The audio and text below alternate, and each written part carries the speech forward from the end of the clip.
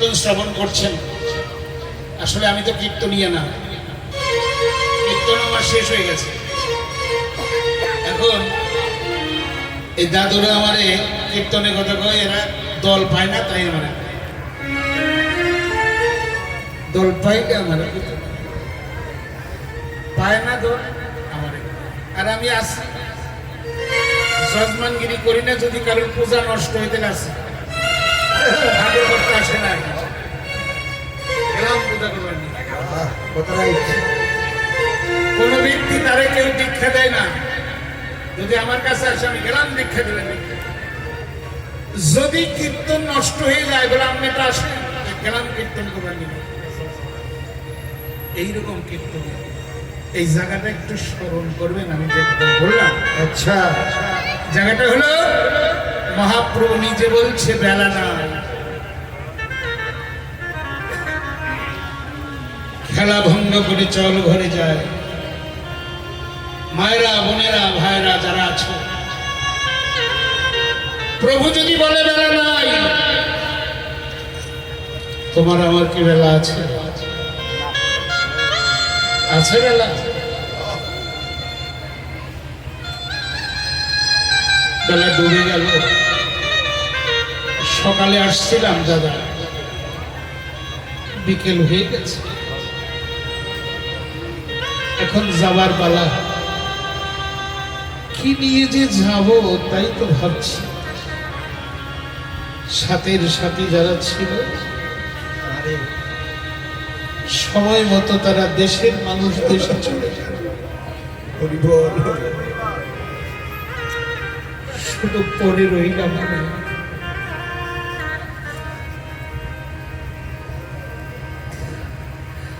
শারীরিক অনেক অসুবিধা, তবু মন চায় একটু ভক্ত সঙ্গের কাছে যায়।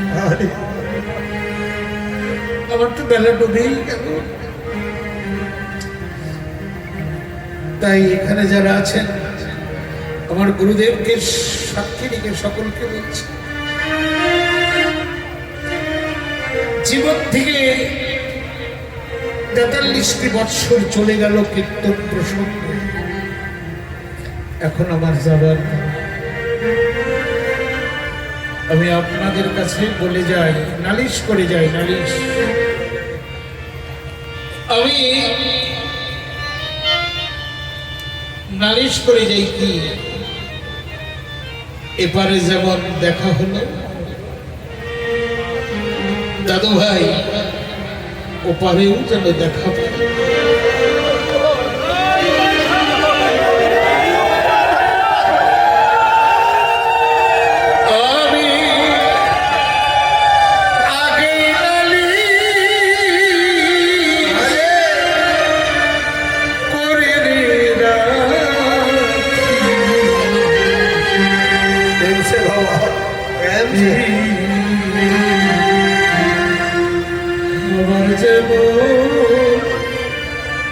তোমার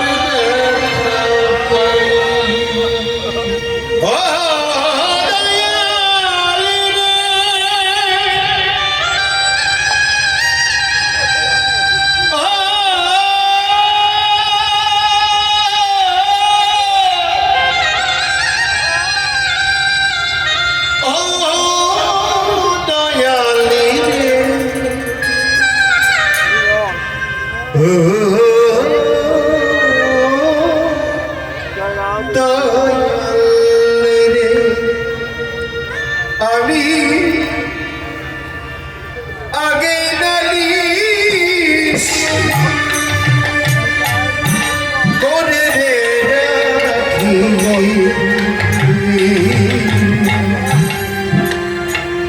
আবার যেন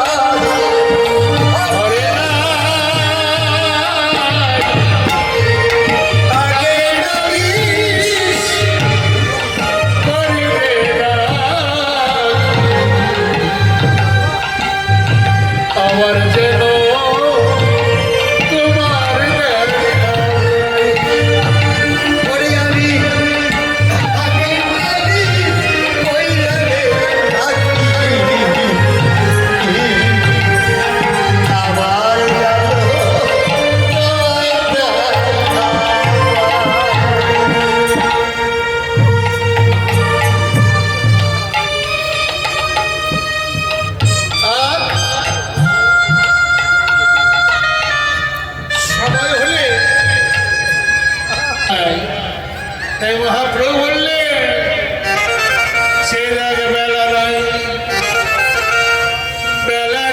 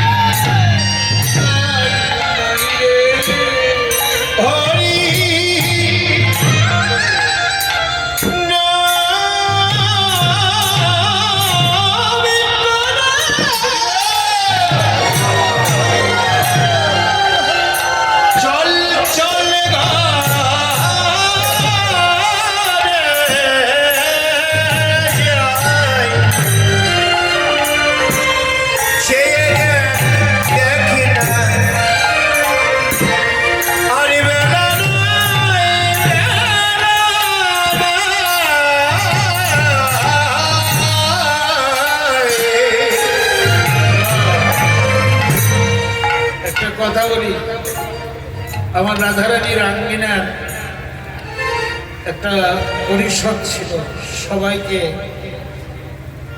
দেখতে দেখতে হারালাম এখন তাদেরই ছেলে পেলেরা বিশেষ করে এই জায়গা রেস্টুরেন্ট থেকে শুরু করে কীর্তনের যত টাকা পয়সা আমাদের সুধীর ঘোষের সাথে থাকতো আমি বললাম কি খবর তোমার বলে কোনো অসুবিধা নেই অসুবিধা হলে উনি আমাকে বলতো আমার জন্য কিছু টাকা এনেন তো আমি এনে তার কাছে দিতাম উৎসব শেষ করে আবার সেটা আমার কাছে ফেরত দিত আজকে সেই আমাদের সেক্রেটারির যে কাজটা সে কাজটা করতেছে তার ছেলে সুশান্ত জিজ্ঞেস করলো বাবা কোনো অসুবিধা বলে না মামা কোনো অসুবিধা নেই যাওয়ার সময় দোকানে আমাকে বলেছিল সুধীর বলল সময় তো নাই গোসাই যেতেই হবে চিকিৎসা তো অনেক হলো তবে রাধারানী রইল আমার ছেলেটা রইল আপনারা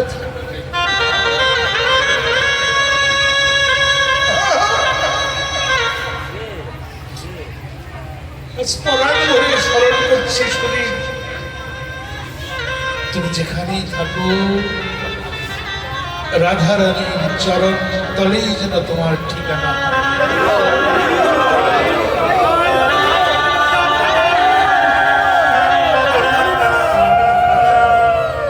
এরকম মন্টু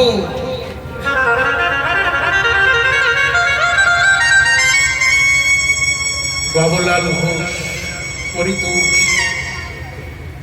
আমাদের লন্ঠু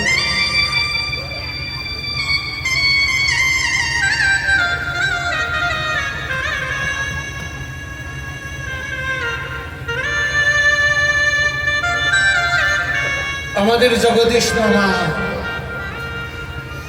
সবাই চলে গেছে সবার যেন ঠিকানা হয় আমার রাধারানীর আমার এই পরিষদের ছেলেমেয়ে যারা আছে ওরা ছোট ওদের অনেক ত্রুটি আছে আপনারা ক্ষমা করবেন এই রাধারানীর আঙ্গিনে আসবেন কেউ যদি কীর্তন ছাড়া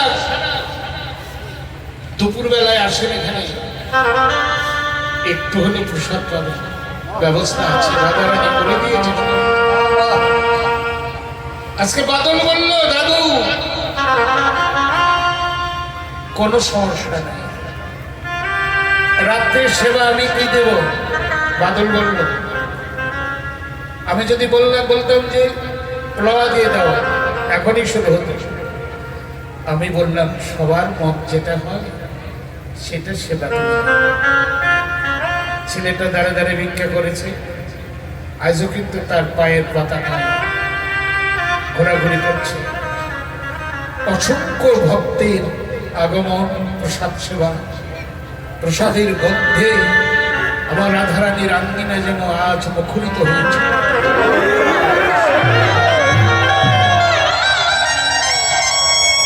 আপনাদের কাছে আমার নিবেদন, এই আনন্দের বাজার যেন ভেঙে না যায়, আপনারা আশীর্বাদ করবেন।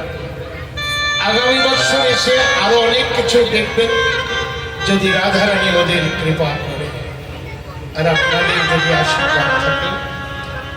বাংলাদেশের প্রখ্যাত কীর্তনীয়গণ এখানে এসে কীর্তন করবে, তাদের পদধূলি দান করবে, করেছে, আগামীতেও করবে। এখন কীর্তন করলাম, যদি আগামীতে কীর্তন করার সুযোগ না হয়, নাও হতে পারে। তবে একটা কথা বলে যাই, আমি একদিন সামাদ সাহেবের কাছে বলতে গেলাম, দাদা আমি কীর্তন টীর্তন করতে পারবো না, এটা আমার সম্ভব না।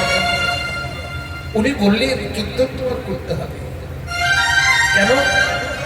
বলে কীর্তনে ভক্ত সঙ্গ হয়।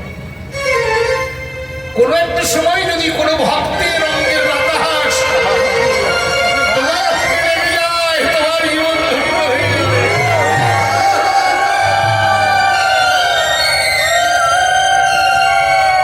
তারই কথাটার ধারাবাহিকতায় চলছে। জীবনে চলে না, কিন্তু রাধারানী চালাচ্ছে কিভাবে। তাই বেলা নাই, প্রস্তুত হয়ে থাকতে হবে। কখন যেন ডাক আসে চলে যায়, ছোট বড় কথা নাই, ডাক আসলেই যেতে হবে। তবে তার কাছে নালিশ করে রাখবা, তুমি আমারে পাঠিয়েছ, তুমি আমাকে নিতে এসো। তোমার সঙ্গে চলার যে আনন্দ, সে আনন্দ তো আর কারোর সঙ্গে হবে না। তাই বেলি